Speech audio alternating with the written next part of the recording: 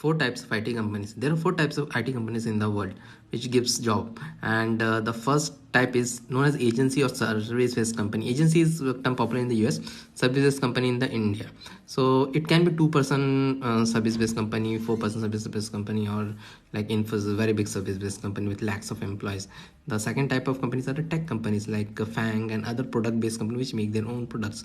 The third type of IT companies are the in-house IT companies. In-house means almost every company have an IT division in it. Like I know a person who works in a tractor-based company which sells tractor. They also have an IT division. So you can think almost every company, like from McDonald's to everyone, has their own IT division. So those are also IT companies.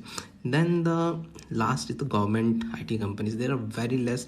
In fact, I started my career with a government-based IT company. But nowadays, slowly, what is happening? The government sites are also there. So a lot of sites are there. The contracts are given to different companies for that. Okay, thank you.